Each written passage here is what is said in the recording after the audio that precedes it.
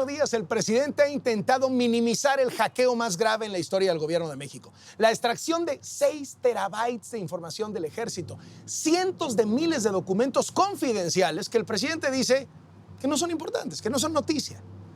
Pero desde que en Latino revelamos el hackeo histórico, ha habido 23 mañaneras y en 17 de ellas López Obrador ha hablado de guacamaya. Ahí vienen las revelaciones. Casi no pude dormir de preocupación. Estoy seguro que todo eso que hackearon ya se ha dicho y que habían cosas gravísimas. Pues no tienen nada. No le den importancia a eso. No es nota. No es nota. El presidente dice que lo revelado por guacamaya no es importante. ¿No es importante que, según el ejército, el 72% del país esté controlado por grupos criminales? ¿No es importante que el propio ejército reporte que el secretario de Gobernación entregó su estado al narco? ¿No es grave que los informes de inteligencia militar denuncien vínculos con el crimen organizado de funcionarios de Morena, alcaldes de Morena, gobernadores de Morena? ¿No es grave que el ejército sepa que el narco compra sus armas enfrente de las zonas militares y no haga nada? ¿Que sepa quiénes van a matar, cuándo los van a matar y dónde los van a matar y no haga nada? ¿No le preocupa al presidente que por el hackeo haya quedado expuesto cómo operan los centros de inteligencia y se sepan hasta los detalles de los operativos contra el crimen? ¿No le preocupa que se hayan filtrado datos personales de todos los soldados, que espíen al jefe de inteligencia del gobierno? ¿No es grave que los carteles recluten a militares hasta por mensajes de celular? ¿O que haya bajado a la mitad la destrucción de plantíos de marihuana y amapola? ¿No le parece importante? O lo que es más interesante, ¿por qué no le parece importante? ¿Por qué no le preocupa? Es el plan Chachalaca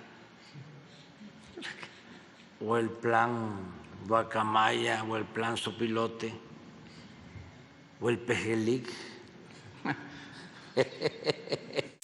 ¿No le parece noticia que el hackeo de guacamaya haya revelado los abusos sexuales dentro del ejército? ¿Que mandos violen a subalternas o a civiles detenidas y no los castiguen? ¿No le escandaliza que el ejército considere más peligrosas a las colectivas feministas y a los papás de niños con cáncer que al cártel de Sinaloa y a la red terrorista Al-Qaeda? ¿No le preocupa que mandos maten a soldados de menor rango y queden impunes? ¿Que haya militares acusados de lavar 200 millones de pesos con empresas fantasma?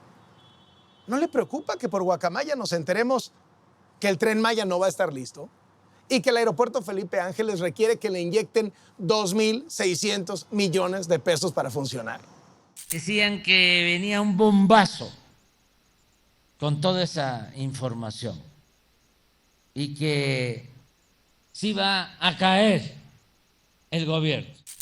La propia Secretaría de la Defensa Nacional documentó los vínculos entre el crimen organizado y el gobierno obradorista, vínculos que llegan al más alto nivel.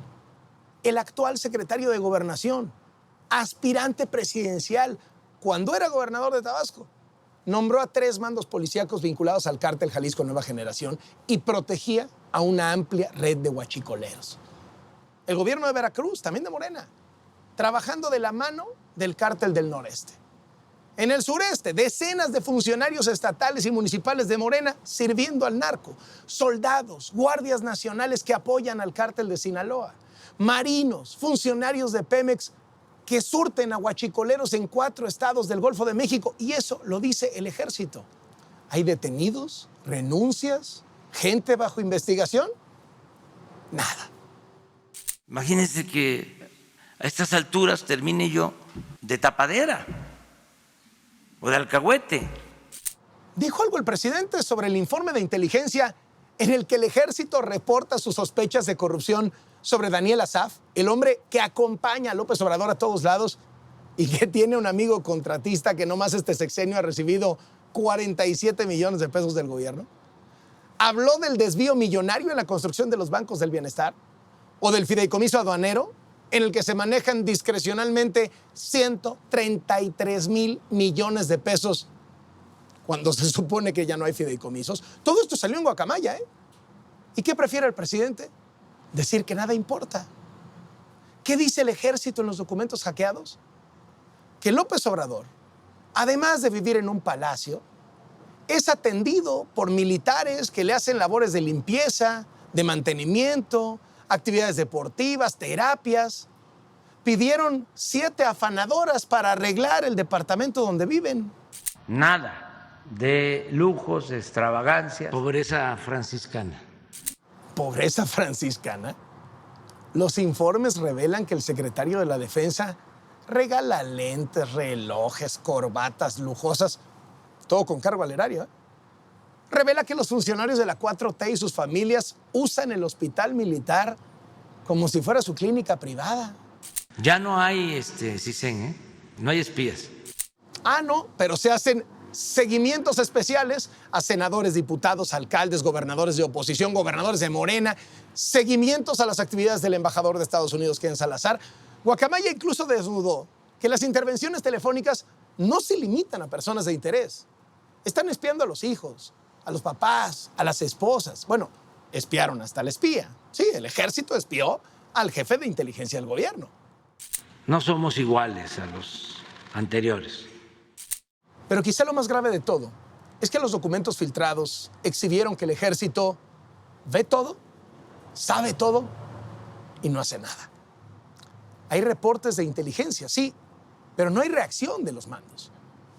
En Michoacán y Sonora hubo alertas sobre ejecuciones, enfrentamientos, bloqueos, quemas de vehículos, casas, comercios, antes de que sucedieran. Y no hubo órdenes para impedirlo. Tienen detectados a los criminales que extorsionan y matan a productores y comerciantes de limón y pollo en Michoacán y Guerrero y no los detienen. Describen a detalle el tráfico de drogas y armas en la Ciudad de México, en centrales de camiones, de tren, del aeropuerto. No los frenan. Saben que en Guanajuato los narcos hacen negocio con restaurantes, rentan casas para resguardo de criminales, tienen hasta un hospital para atender a sus heridos y no cierran nada de esto. Estamos trabajando desde muy temprano para garantizar la seguridad, la protección de los ciudadanos. Y bueno, hasta eso. Hoy sabemos, gracias al hackeo de Guacamaya, que el presidente casi no trabaja, que se despierta, 1 horita de reunión de seguridad, 2 horitas de la mañanera y ¡san! Se acabó. Prácticamente todos los días su reporte de actividades se limita a eso, reunión de seguridad y mañanera. ¿Y quién ocupa los espacios que el presidente deja vacíos? Pues el ejército. Es cosa de ver las agendas reveladas en Guacamaya. En una semana tomada al azar, por ejemplo, del lunes 28 de marzo al viernes 1 de abril, el general Luis Crescencio Sandoval sostuvo encuentros con los entonces candidatos de Morena, Américo Villarreal y Mara Lezama, hoy gobernadores de Tamaulipas y Quintana Roo, con el exgobernador de Quintana Roo, Carlos Joaquín González, con la diputada panista y presidenciable Margarita Zavala. El secretario de la Defensa fue a reuniones de seguridad, de salud, con ingenieros militares, con proveedores, verificó obras del Tren Maya. O sea, hizo trabajo político, electoral y de supervisión de obras prioritarias. El presidente de México, pues, no es un florero. No estamos aquí de adorno. La realidad es que Guacamaya demostró que el ejército es el que manda, no el presidente. El ejército usa al presidente, no al revés. Gracias a Guacamaya hoy sabemos que el ejército redacta hasta propuestas de cambios legislativos, las manda directo a la Consejería Jurídica de Presidencia y meses después López Obrador las presenta como si fueran suyas. Y luego las bancadas de Morena en el Congreso, sin cambiarles una sola coma, las aprueban. En octubre de 2021, el ejército planeó el aeropuerto de Tulum. ¿Cuándo lo dijo el presidente? Hasta enero del 22. En ese mismo mes, el ejército dio el visto bueno para reformar el reglamento de la agencia aduanal y para julio ya los militares tenían todas las aduanas. En septiembre, el ejército diseñó el plan para crear una línea aérea y tener hasta hoteles y al mes siguiente lo dijo el presidente en la mañanera. O sea que el ejército ve los problemas, le da al presidente su versión en la reunión de seguridad de las 6 de la mañana, se ofrece como solución perfecta y López Obrador sale en la mañanera a repetir lo que le dijeron los militares. Un presidente que es una simple correa de transmisión de las opiniones y los intereses del ejército. Cuando en Latinus revelamos el hackeo de Guacamaya, mucha gente se preguntó, ¿por qué arrancamos con lo de la salud del presidente? Mire, lo de la salud de López Obrador, el invento del cateterismo de rutina, cuando en realidad fue una hospitalización de emergencia con todo y ambulancia aérea, es un ejemplo perfecto de que el presidente es capaz de mentir flagrantemente en todo. Mentir muerto de la risa y con la mano en la cintura. Y una vez que lo descubren en la mentira, se hace a la víctima. Me siento muy bien, gozo de cabal salud. Estoy entero, completo, bien y de buenas. Ya los médicos ya me dijeron que estoy al 100. No ando pasando aceite. Ya se ha dicho, hasta lo de mi enfermedad. ¿Qué faltó? Porque tengo otros achaques y que ya estoy chocheando. Pues lo único grave pues son mis enfermedades, que no son tantas, son como 10 o 15. Entonces, enfermito, pero todavía hay fuerza para seguir luchando. Todos los días hay revelaciones de Guacamaya. Los 6 terabytes de información dan para los 2 años que le quedan a López Obrador. Y hasta el momento no hay la más mínima consecuencia frente a este alud de escándalos. Ya veremos hasta cuándo el presidente sigue fingiendo que no pasa nada. O ya veremos después. Porque no es solo que este sea un gobierno de mentiritas. No, este gobierno es una gran mentira. El presidente cree que todo lo puede solucionar con saliva, hablar y hablar en las mañaneras. Pero Guacamaya nos dio un retrato de la realidad del país, dibujada ni más ni menos que por el verdadero poder de este sexenio, el ejército. Soy Carlos Loret de Mola. Esto es Latinus.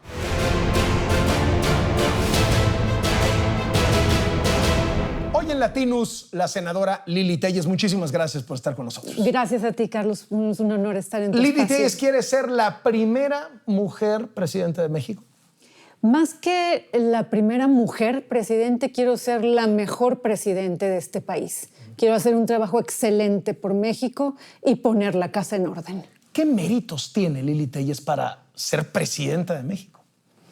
Tengo ciertas características que me ayudan a pelear contra este grupo de corruptos, contra esta bola de corruptos de Morena que llegaron al poder. No me dan miedo. Tengo claridad sobre lo que está bien y lo que está mal. Tengo una formación en la iniciativa privada desde los 17 años de edad, que trabajé como periodista y sé dar resultados contra mi trabajo. Entonces, creo que yo soy quien puede encabezar un gran movimiento de oposición para echar a Morena del poder, meter a la cárcel a los responsables de esta tragedia en materia de seguridad y de salud por principio y poner la casa en orden. ¿Merece la cárcel López Obrador? Sí, por supuesto, por O negligencia. sea, si Lili Téllez es presidenta, López Obrador va a ir al bote. Absolutamente. ¿No lo estaría convirtiendo en una especie de Lula, como para que salga de ahí y vuelva a correr por la presidencia y la gane? No, Lula y él son muy diferentes. Y López Obrador sí tiene responsabilidad en la muerte de millones de personas por el ámbito de la inseguridad en el país y por el ámbito de la salud y también por la pobreza y la miseria que ha traído a México. ¿Quiénes más de la 4T merecerían estar tras las Inmediatamente López-Gatell por su ineptitud y su negligencia en el manejo de la pandemia. México es el 5º país que manejó peor la pandemia en el mundo, cuando López Obrador constantemente decía, más de 30 veces dijo López Obrador que se había superado la pandemia y que México era un ejemplo mundial, cuando era al revés. Es el país donde hubo más muertos de los trabajadores de salud y es el 5º país con más muertos a nivel mundial. Así que López-Gatell, además, por otras cuestiones del sistema de salud que acabaron con el sistema de salud, el desabasto de medicamentos, que fue literalmente sacrificar a ciudadanos por un capricho del presidente, tienen que estar tras las rejas. Y Claudia Sheinbaum, por supuesto, por la negligencia criminal al no darle mantenimiento al metro. En alguna época conversaron Pepe Alameda, este famosísimo cronista taurino, con el que era pues, el gran torero de su época, Manolo Martínez. Y decían que uno no podía hacer el trabajo del otro, sin embargo, los dos se complementaban. No es lo mismo ser torero que ser cronista taurino, no es lo mismo ser cronista deportivo que jugador. O sea, el Perro Bermúdez, si lo pones a jugar con la selección mexicana de fútbol, santo cielo, ¿no? Como si pones a narrar a algunos jugadores de fútbol, serían un fracaso. ¿Qué hace pensar a Lili Téllez que del periodismo se puede saltar a una función ejecutiva? O sea, no solamente la parte senatorial donde se aprueban leyes, donde hay que dar debates y a lo mejor ahí hay más vasos comunicantes. Ya cuando se trata de gobernar un país, ¿se puede saltar del periodismo de televisión a gobernar un país así como si nada? Bueno, no es un salto. Yo entré a la política a los 50 años, ya voy a cumplir 55. Lo pensé mucho antes de aceptar el ofrecimiento de López Obrador, lo reflexioné muy bien para pasar al Senado. Y en el Senado he hecho un muy buen trabajo, tan es así que el público lo ha reconocido al ponerme en las encuestas hacia la presidencia. Y no es un salto, es algo que he reflexionado durante mucho tiempo, es un paso a paso que he dado y no voy a seguir el nefasto ejemplo de López Obrador, que él es el país de un solo hombre. Yo pienso conformar un equipo de profesionales. Yo sé trabajar en equipo, me gusta trabajar como si esto fuera una orquesta. Entonces estoy trabajando ya en conformar ese equipo y sé delegar y sé que las mentes más poderosas y más decentes y más correctas y que aman a México pueden estar en mi equipo y se encargarán de ejecutar lo que conviene para corregir lo que está pasando en México. Me retrocedo el tiempo 5 años, a ese momento en donde Lili Téllez dice, quiero meterme a la política. ¿Por invitación directa de López Obrador? Yo nunca dije quiero meterme a la política. Bueno, o sea, sí. Toma la decisión de meterse a la política. Sí. ¿No? Me invitó López Obrador directamente, me habló por teléfono y yo le dije que no. Y después volvió a insistir, le volví a decir que no, volvió a insistir, le dije que no en total 3 veces. Puse muchas condiciones, no afiliarme a Morena, iba como candidata externa. Y a mí lo que me invitó fue a un movimiento plural en el que se suponía que iban a caber todas las voces, que yo era un ejemplo de aquello. En realidad obedecía a una campaña que había en la campaña de López Obrador, porque se habían dado cuenta que sin las clases medias no podía ganar. Entonces esta campaña, dentro de la campaña, pretendía mostrar a un López Obrador cuyas canas ya habían pintado y que se había equilibrado y que ya no era un radical. ¿No? Exactamente, en eso creí.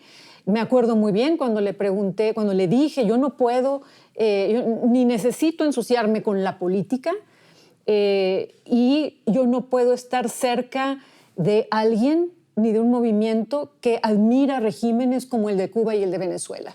Sus palabras siempre eran, esos son inventos de la derecha, mira, las cosas son distintas. En fin, creí en él como creímos millones de personas. Después de 3 veces que le dije que no, a la 4ª le dije, va. Y entré como candidata externa, como una candidata ciudadana. Ahí sí, de la noche a la mañana me subí al templete, pero con la razón y hablando con la verdad, con toda mi experiencia como periodista. Y hoy, el hombre que convenció a Lili Téllez de meterse a la política, Lili Téllez lo quiere meter al bote. Por supuesto, por mentiroso, por el daño que le ha hecho al país. A mí nadie me lo cuenta, Carlos, yo lo viví. A mí cuando me dices que tú quieres regresar al pasado, no, señores. Yo hice campaña contra el PRI, contra el PAN, porque iba como candidata externa de Morena. A mí me consta... Y hoy serían PAN y PRI quienes impulsarían la candidatura de Lili Téllez. O sea, yo pretendo ser candidata por el PAN, que es el partido más consistente en oposición y en una gran alianza. Pero no le van a sacar todos los fragmentitos de discursos contra el PAN cuando estaba en Morena. Es decir, ¿qué pasó? Pues ya está Lili Téllez que decía que el PAN tal y tal y tal. Ah, sí, eso es público. Yo como periodista he hablado... No, pero sí. A lo que me refiero es, se vuelven spots de campaña en contra, ¿no? Es decir, pues antes nos decía esto y ahorita nos dice que el PAN es una maravilla. Que es un poco el cuestionamiento de cómo creerle que Lili Téllez ahora sí es de oposición. ¿Cómo creerlo con mis hechos? Los hechos hablan por uno. He sido una oposición muy fuerte en el Senado. Yo dejé la bancada de Morena porque vi la cantidad de mentiras y porque vi que se estaba haciendo exactamente lo contrario de lo que López Obrador prometió. Y me consta, porque en los estrados, en los templetes de campaña, estábamos juntos, Durazo, López Obrador y yo, y se ofrecía seguridad y se dio muerte, y se ofrecía un sistema de salud que desbarataron, y se ofrecía un crecimiento del PIB, y resultó después de que ya no es ni importante la medición del PIB. A mí me consta que si López Obrador, en esos templetes en los que compartimos en Sonora y en los que él estuvo por todo el país, si él hubiera dicho lo que realmente iba a hacer, no hubiera ganado. No hubiera ganado. Si él se hubiera subido a decir voy a desaparecer estancias infantiles, lo de abrazos y no balazos es que van a ser abrazos para el crimen, el Estado de Derecho se va a debilitar en lugar de fortalecerse. Todo lo que ha hecho, si lo hubiera anunciado, no hubiera ganado. Entonces, yo acuso una ofensa personal del presidente que a mí me dijo una cosa para ir a poner mi credibilidad y mi trayectoria a Sonora e hizo exactamente lo contrario en cuanto llegaron al poder. Acuso una ofensa personal y acuso un daño enorme a México. Hemos visto a una Lili Téllez dando debates, entrándole a los pleitos fuertes en la tribuna, en el Senado, etcétera, etcétera. Pero esto también ha generado críticas en el sentido de decir, bueno, pues Lili Téllez, su gran activo político es el insulto, eso es bajar el nivel del debate, es contestarle muchas veces, eso es verdad, a Morena en los mismos términos, pues casi de callejón, en los que Morena habla en el Senado. ¿Qué contestas? Es falso. Yo nunca he dicho una palabra soez ni ninguna grosería en tribuna. Eso es falso. A los cómplices de los criminales que gobiernan, que son los senadores de Morena, se les debe hablar como se le habla a los delincuentes y lo voy a seguir haciendo. Pero cuando hablan de insulto, insultos son las groserías y las palabras soeces que sí dice Morena. Yo no he dicho ninguna. Y ahí están todas mis participaciones. Que les he hablado fuerte, sí, porque son cómplices de... Ellos les dicen ahora a los delincuentes, por cierto, Morena les dice a los delincuentes, generadores de violencia. No se atreven ni a decirles delincuentes. El grupo de Morena en el Senado, el grupo de senadores, son cómplices y han ayudado a estos delincuentes que están en el poder a lastimar a México. Yo no puedo no tomar personal en la tribuna, ver cómo aprueban leyes que van a provocar miseria, enfermedad y muerte en millones de mexicanos. Lo tengo que señalar como es. ¿Se ha degradado el nivel del debate en el Senado? No me importan tanto las palabras, sino los hechos. Lo que se ha degradado es lo que hacen.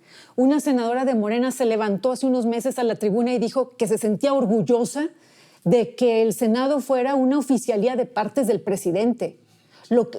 Las palabras, yo no tengo miedo a las palabras describen lo que es y los hechos son que estamos ante el grupo de senadores más abyectos, más serviles que hemos visto en la historia contemporánea de México. Se volvería a morir Belisario Domínguez de ver cómo cada uno de los senadores de Morena ha votado conforme a sus propios intereses de cartera, de qué puesto sigue. No le cambian, como dice el presidente, ni una coma a lo que les manda. ¿Cómo se define Lili Téllez? ¿De izquierda, de centro, de derecha, de ultraderecha? ¿Dónde se coloca Lili Téllez en el tablero geopolítico? Del centro hacia la derecha. Del centro hacia la... Posición sobre el aborto. Es conocida, estoy en contra. El video donde hice un reclamo fuerte sigue viralizado. ¿Esto cómo empata con una alianza que se busca construir desde la oposición, en donde hay partidos como el PRD, hay sectores del PRI, hay incluso sectores del PAN que ya no están trepados en esas posiciones como el tema del aborto? Bueno, yo no soy una activista. Mis posiciones sobre el aborto están claras, ya las he manifestado, y en este momento lo que necesitamos es rescatar a México de la bola de corruptos y de léperos de Morena que están en el poder. Ya después platicaremos todo lo que sigue, porque si no hay país... ¿Basta el anti-AMLO? Es decir, ¿basta el anti-AMLO como chispa generadora de un movimiento social, político, electoral que derive en que cambie el rumbo en el 2024, que le quiten a Morena? ¿Basta nada más decir, No queremos que siga Morena, no queremos AMLO, ya después platicamos qué hacemos, pero por lo pronto vamos a sacarlos del poder. Por supuesto que sí. Primero, si me dicen ¿qué en política, cuál va a ser mi política para el campo? Primero echar a Morena, después hacemos todo lo que requiere el campo. Seguridad. Inseguridad, primero hay que echar a Morena. Salud, primero hay que echar a Morena. En el ámbito que me pongas, porque todo lo que ha tocado el presidente y su grupo lo ha podrido. Eso ya pasó una vez en México, cuando Vicente Fox recorrió el país con una sola bandera, sacar al PRI de Los Pinos. Y el 2 de julio del 2000, que ganó la elección y sacó al PRI de Los Pinos, al día siguiente ya nadie sabía qué iba a pasar y nadie sabía qué hacer y terminó siendo, todos los analistas lo dicen, un sexenio desperdiciado. ¿Qué se logró? Sacar al PRI de Los Pinos. Muy bien, pero los otros 6 años no se corre el riesgo de lo mismo o peor aún, que la gente diga, bueno, ok, sí, saquemos a López Obrador, pero yo quiero saber qué viene después. Yo quiero más claridad sobre cuáles son los planes. Por supuesto, a ver, yo no tengo por qué repetir los errores que han cometido otros. Yo soy otra persona.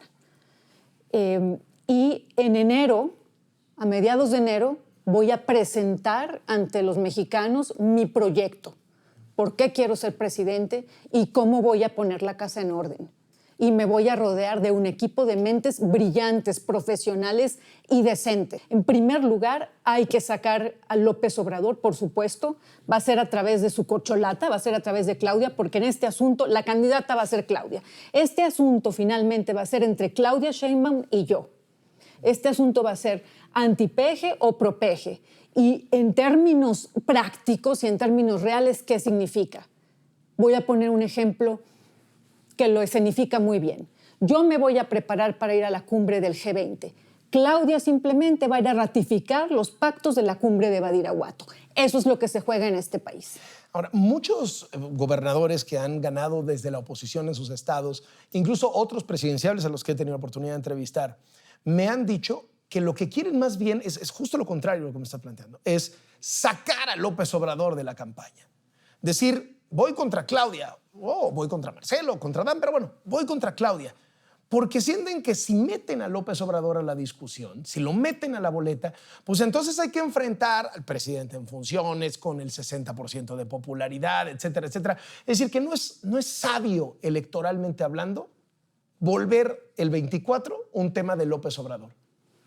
Yo no soy un político por naturaleza, Carlos. Como te decía, a los 50 años entré a la política. Qué bueno que no lo soy, porque no traigo un montón de mañas y de deformaciones sobre la cuestión electoral. Sí creo que hay que ir contra López Obrador, porque finalmente Claudia Hay que Sheinbaum, meterlo a la campaña. Por supuesto. A ver, es que él está en la campaña desde ya, a través de Claudia Sheinbaum, que viola la ley todos los días, o un día sí, un día no. En lugar de gobernar al país, él está en campaña a través de ¿quién? De Claudia Sheinbaum. ¿Por qué? Porque es la favorita, porque es la más servil. Yo le digo que es de mala entraña, porque solo con mala entraña está alguien apoyando a Morena a sabiendas del daño y de las vidas y de la muerte, de la enfermedad y de la miseria que cuesta todos los días el gobierno de López Obrador. Así que López Obrador no es que vaya a estar en la campaña, López Obrador está ya a través de su marioneta, corcholata. Mucha gente, por la trayectoria en la televisión de Lili Téllez, dice que Lili Téllez es la candidata de Ricardo Salinas Pliego, que por cierto se ha vuelto un tuitero muy activo recientemente. ¿Lili Téllez es la candidata de Ricardo Salinas? No. Yo fui periodista en TV Azteca, como es público, y ahí me apoyó en todas las empresas periodísticas que quise llevar a cabo, pero esto es algo diferente. Esto no es compatible. Yo no soy su candidata. ¿Todavía tiene Lili Téllez el apoyo de Ricardo Salinas? Para la candidatura, no. No, para la política, no. No, yo soy muy clara. Voy en serio, Carlos. Voy a encabezar el gran movimiento que va a echar a Morena. Pero tampoco lo tendrá en contra, ¿no? A Ricardo Salinas. Yo supongo que no. No creo que en contra, pero no es una persona... No es alguien que esté animando la campaña, que esté financiando la campaña. No es el poder tras el trono. Yo sí soy yo, sola. Hace un rato la declaración fue, quiero ser la candidata del PAN. ¿Alianza sí o alianza no? ¿No hace falta la alianza? Sí, alianza sí. Con el PRI. No. Con el PRI de Alito, que les acaba de meter una puñalada en el ver. Senado. ¿La vieron ustedes en Yo barrera de primera yo con fila? Alito propiamente a ninguna parte. Pues el dirigente del PRI. Pero con la gente que vota por el PRI, sí. Y con otros compañeros que han levantado la mano, sí. Priistas. Con Beatriz Paredes, con Claudia Ruiz Massieu, con Enrique de la Madrid, de quienes tengo una excelente impresión. Con el logotipo del PRI, sí. Con el logotipo del PRI, sí. De igual forma, con Maru Campos, con Vila, con Curi, con Santiago Krill. Creo que podemos armar, estoy segura que podemos armar un excelente equipo. ¿Cómo elegir al candidato de todas estas barajas que estamos platicando? Las Tiene que priistas, ser- las panistas. El más competitivo. ¿Encuesta? Yo creo que sería posible. Que eso lo defina el PAN. Yo no soy una experta en términos electorales. Como se la pongan a Lili Telles le entra. Absolutamente, porque yo confío, Carlos, en que soy la más competitiva y confío en que yo tengo el carácter para encabezar este movimiento, echar a Morena y hacer las cosas bien y recuperar los valores que sí tenemos los ciudadanos mexicanos. ¿Y MC? Tendríamos que hacer una alianza, todos. ¿Invita a Monreal y a Ebrard a sumarse a su campaña? Porque pues parece que son los que estarían dudando si se quedan o se van. No lo sé, no lo sé. Hay cosas que vamos a ver, tenemos que ver, porque tenemos que considerar que vamos contra un autócrata, un déspota, que es López Obrador, con una cúpula del ejército, que ahora es una cúpula, es un ejército político, militar, empresarial, con todo el poder y toda la secrecía, más el pacto con el crimen organizado. Quiero decir, más el dinero y la organización, valga la redundancia, del crimen organizado. Sí hay más del lado de la antimorena, porque las encuestas dicen que en cualquier careo, incluso los careos que ponen a Lili Telles ahí, gana Morena. Sí. Ahorita yo aparezco en esos careos y en esas encuestas sin haber metido un centavo a nada de ello y sin haber buscado la candidatura. Yo ahorita contigo estoy anunciando por primera vez que la voy a buscar. En cambio, Claudia Sheinbaum y el presidente tienen todo el presupuesto federal y sobre todo tienen cero respeto por la ley para violarla todos los días y estar promocionando sus candidaturas. Y además, el intento del presidente por mover el reglamento del INE, por desaparecer al INE, es porque el presidente sabe que yo sí le puedo ganar a Claudia Sheinbaum y ya no le va a alcanzar. Si no le mete mano al INE, no le va a alcanzar ni con todo el dinero del crimen organizado, ni con todo el presupuesto federal, ni el de los estados. Por eso está desesperado por hacer trampa y por eso ya avisó complot. Ya empezó con su complot, por eso quiere tomar al INE, desaparecerlo, tomarlo para él y también robarle a los mexicanos su credencial para votar, para robarle a los mexicanos la capacidad de elegir quién va a gobernar, si alcanza. ¿El pulso en el Senado cómo está para esa reforma electoral de López Obrador? ¿Será que el PRI se doble otra vez? ¿Cómo la sienten ustedes? No lo sé. Pronóstico reservado. O sea, ¿se puede doblar el PRI otra vez? Como se dobló con el tema militar. Pues es que este señor Alito puede entregar cualquier cosa con tal de no ir a la cárcel. Es de pronóstico reservado. O sea, en una de esas López Obrador se queda con el INE. Podría quedarse con el INE y entonces vamos a tener un panorama más difícil. Los ciudadanos en gran parte lo que tienen por los gobernantes de Morena no es ni cariño ni admiración, es miedo, Carlos, porque saben que tienen el poder político más el poder del crimen organizado, porque en este país todos sabemos quién manda aquí y sabemos que el pacto con el crimen organizado sí existe. De hecho, te quería presentar esta carta que apenas acabamos de enviar al secretario de Gobernación para que responda a las declaraciones de Manuel Espino. Aquí le hago varias preguntas. La negociación con el narco. Con el narcotráfico, por supuesto. A ver, si se deslindan de Manuel Espino, ¿por qué no lo llama el gobierno a declarar cómo fue que Manuel Espino tuvo los contactos o la forma y las direcciones de los criminales? ¿De quiénes? ¿Qué les propuso? ¿Qué intereses del crimen organizado propone Manuel Espino que se respete? ¿Cuál? El tráfico de drogas, de órganos, de personas, de niños, la injerencia del narcotráfico en las elecciones, inmunidad, impunidad. ¿Qué más? Secuestro, cobro de piso. Es muy serio lo que dijo Manuel Espino. Todos sabemos que tienen un pacto, pero si el gobierno se lava las manos sobre Espino y no lo llama a declarar, es que ese pacto está más fuerte que nunca. A ver, entonces nada más recapitulando. ¿Tiene López Obrador en la bolsa al legislativo? Lo ha demostrado Cámara de Diputados, Cámara de Senadores. El Poder Judicial no es una oposición a López Obrador. Está la Fiscalía General de la República en la bolsa. Tiene al Ejército subordinado y muy bien aceitado con contratos. Lo ha vuelto la empresa constructora más importante de México. Tiene 500,000 millones de pesos de presupuesto en los programas sociales. Tiene más de 20 gubernaturas de Morena con las que puede operar y en una de esas se queda con el INE. ¿Cómo le va a ganar la oposición? Es que somos más los ciudadanos. No pueden sacar a todo el ejército a reprimir a los ciudadanos a la hora de votar para echar a Morena.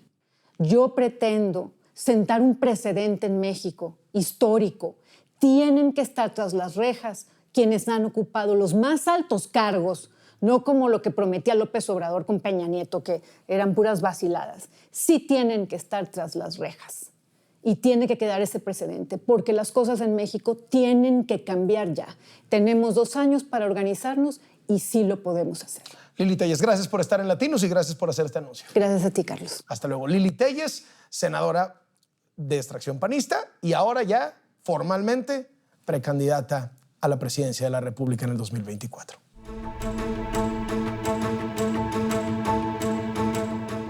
En México opera uno de los principales líderes del tráfico de especies en el mundo.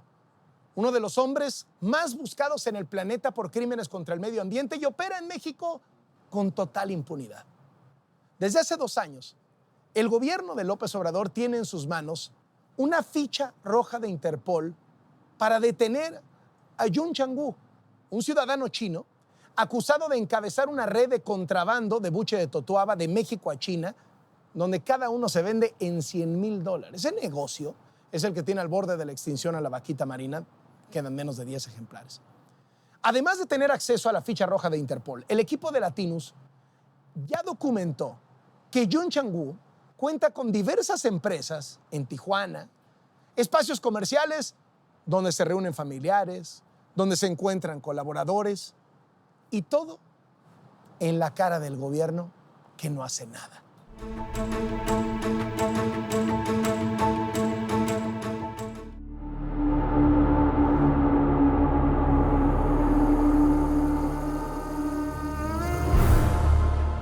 Este hombre es buscado por la Interpol. Es señalado como uno de los principales operadores de una red internacional de tráfico de buche de totuaba y de especies marinas protegidas. Opera en México y las autoridades federales lo saben. Se trata de Yun Chang'u, un ciudadano chino cuyo negocio millonario es lo que tiene al borde de la extinción a la vaquita marina, único mamífero marino 100% mexicano, del que quedan menos de 10 ejemplares.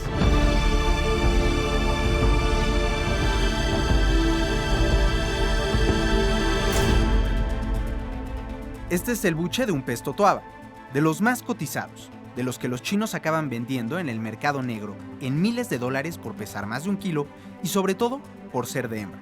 Se trata de la vejiga natatoria, el órgano que permite a los peces flotar y mantener el equilibrio. Por un buche como estos, los pescadores mexicanos podrían recibir a pie de playa hasta $3,000, pero en China podría costar cerca de $100,000, algo así como 2 millones de pesos. La razón, los poderes curativos y afrodisíacos que algunos asiáticos le atribuyen y que nunca se han podido confirmar. En China, el buche de totuaba es símbolo de poder y de estatus.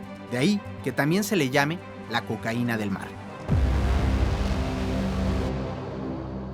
Justo esto es lo que trafica Yun Chang'u, quien opera con total impunidad en nuestro país pese a una alerta emitida por la Interpol y de la que el gobierno mexicano tiene conocimiento. De acuerdo con el Registro Público de Comercio en Baja California, Yun Chang'u es socio de Feng-He Mexmar y de He-You S.A.D.C.B., ambas dedicadas a comercializar, importar y exportar todo tipo de productos agropecuarios y del mar. En la empresa Fenghem Exmar, Hun Chang-woo comparte acciones con Rui Mei Wu Chang, una mujer que fue detenida en enero de 2020, según consta en una investigación abierta por la Fiscalía General de la República. En la casa de Rui Mei Wu Chang, ubicada en Tijuana, los agentes de la FGR encontraron buche de totoaba, 6 kilos de caballito de mar, 106 kilos de pepino de mar deshidratado, así como 97,000 pesos y $2,600 en efectivo. Los registros de la plataforma de comercio global Panjiva indican que la empresa, propiedad de Hun Chang-woo y de Rui Mei Wu Chang, realizó 51 exportaciones de pepino de mar a Estados Unidos y Hong Kong entre 2011 y 2013. Fenghem Exmar se encuentra en la calle Río Navia en Tijuana y comparte domicilio con la sociedad Fengxin, una comercializadora que exportaba pescado, calamar y cangrejo a China, la cual está en proceso de liquidación mercantil desde 2018. Así como Rui Mei Wu Chang ha podido llevar el proceso judicial en libertad, de acuerdo con fuentes de la Fiscalía, Hun Chang-woo también permanece libre a pesar de contar con una orden de búsqueda y captura girada por la Interpol. De acuerdo con la ficha roja, que no es pública en la página de internet de la Interpol, los países en donde se le podría encontrar a Hun Chang-woo son México, República de Corea y Hong Kong. La ficha de captura emitida en agosto de 2020 detalla que Hun Chang-woo es casado y que nació el 13 de octubre de 1962 en la provincia de Hainan. La Interpol también ha identificado que viaja con 2 pasaportes de China que expiran en 2028. Hun Chang-woo es buscado en China desde junio de 2019, cuando la Fiscalía del Pueblo, ubicada en el puerto de Sanya, giró una orden de arresto por contrabando de animales exóticos.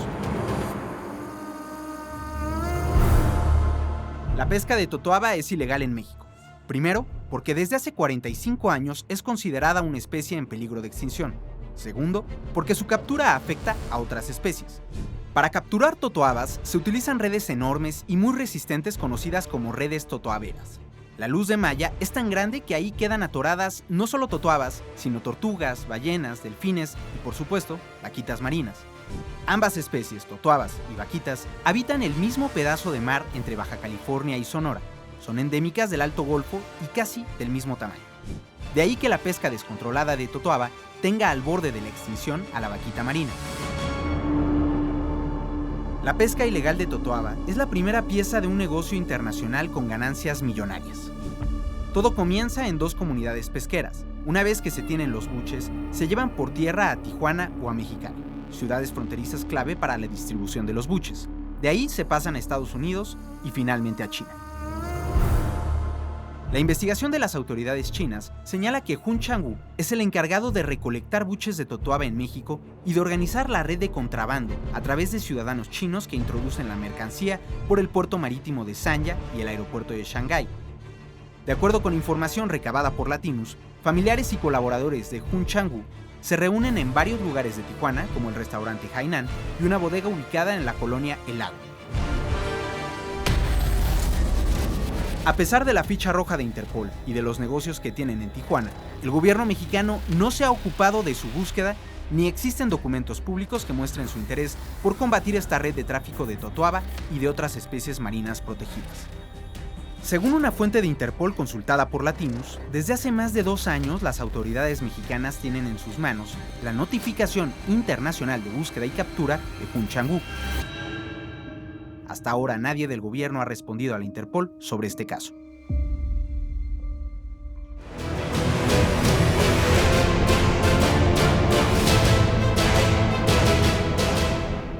Un aeropuerto lo pueden cancelar y se puede volver a construir.